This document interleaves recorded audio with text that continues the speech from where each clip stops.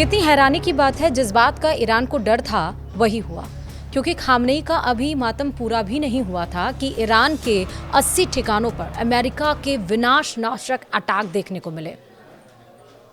बताया जा रहा है कि जो डील हुई थी वो सब भाड़ में गया, क्योंकि डोनाल्ड ट्रंप ने ही कहा था कि जब तक मातम की प्रक्रिया पूरी नहीं हो जाती तब तक नो अटैक। फिर क्या हुआ डोनाल्ड ट्रंप को भाई? नमस्कार, आप देख रहे हैं न्यूज़ 18 का डिजिटल प्लेटफॉर्म। मैं हूं आपके साथ श्रुति श्रीवास्तव। अमेरिका ईरान के बीच एक बार फिर से जंग भड़कती हुई नजर आ रही है। तेहरान में जहां खामनेई के अंतिम संस्कार का कार्यक्रम चल रहा है, वहीं दूसरी ओर हॉर्मुज़ में एक बार फिर से गोले बारूद दगने लगे। आपको ये बता दें कि ये सब कुछ एक हफ्ते के विराम के बीच ही शुरू हो गया।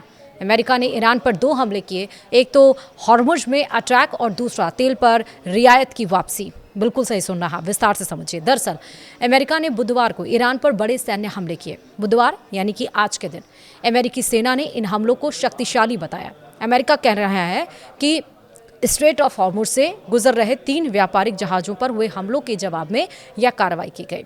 इस घटना के बाद अमेरिका और ईरान के बीच तनाव और बढ़ गया।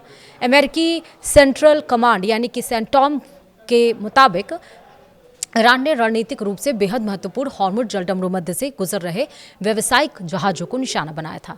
इसी के जवाब में अमेरिकी सेना ने ईरान के कुछ ठिकानों पर हमले किए।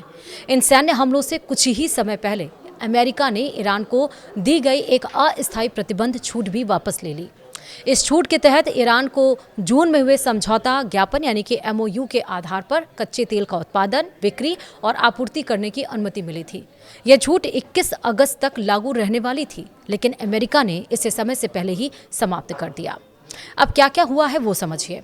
हॉर्मुज़ जलडमरू मध्य से गुजर रहे 3 जहाज़ों, जिनमें कतर और सऊदी अरब के तेल टैंकर भी शामिल हैं, पर हुए हमलों के बाद से अमेरिका ने ईरान पर शक्तिशाली सैन्य हमले शुरू कर दिए। ईरानी मीडिया के मुताबिक ईरान के सिरीक बंदरगाह शहर, बंदर अब्बास और केशम द्वीप में कई धमाकों की आवाज़ें सुनी गईं। अमेरिका ने 17 जून को वाशिंगटन और तेहरान के बीच हुए अंतरिम शांति समझौते के तहत ईरान को तेल बेचने की दी गई विशेष छूट भी रद्द कर दी। ईरान अमेरिका के बीच बढ़ी टेंशन के बीच बहरीन में एयर रेड सायरन बजाए गए। इसके बाद गृह मंत्रालय ने लोगों से शांत रहने और बिना घबराए अपने सबसे नज़दीकी सुरक्षित स्थान पर जाने की अपील की।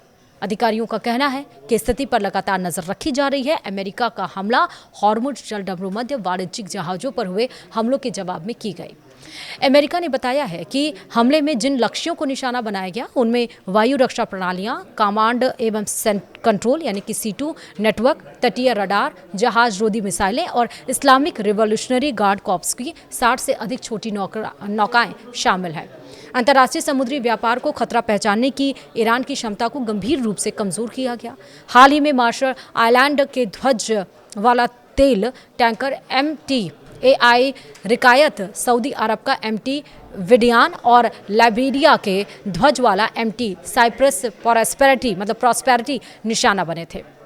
अमेरिका की ओर से दक्षिणी ईरान में किए गए ताज़ा सैन्य हमलों के बीच ईरान ने कड़ी प्रतिक्रिया दी है। ईरानी सेना ने कहा कि वह इस कार्रवाई का करारा और निर्णायक जवाब देगी। ईरान के खातम अल अनबिया सेंट्रल मुख्यालय ने एक बयान जारी कर अमेरिकी हमलों को खुला आक्रमण बताया। सेना का कहना है कि ये हमले ऐसे समय किए गए जब ईरान के दिवंगत सर्वोच्च नेता के पार्थिव शरीर की इराक में अंतिम यात्रा निकाली जा रही थी। ईरान ने आरोप लगाया कि अमेरिका ने हालात को और अधिक गंभीर बना दिया है। साथ ही चेतावनी दी कि वह अपनी संप्रभुता, अंतर्राष्ट्रीय सुरक्षा और हितों की रक्षा के लिए हर जरूरी कदम उठाएगा। यानी जो लड़ाई लग रहा था खत्म हो जाएगी, वो लड़ाई फिर से शुरू हो गई। आखिरकार डोनाल्ड ट्रंप जो कहते हैं वो करते क्यों नहीं हैं?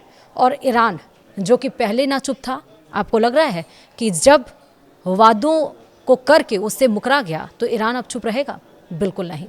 ईरान क्या करता है, ईरान कैसे रिटेलिएट करता है, सबकी नज़र अब इस पे बनी हुई है।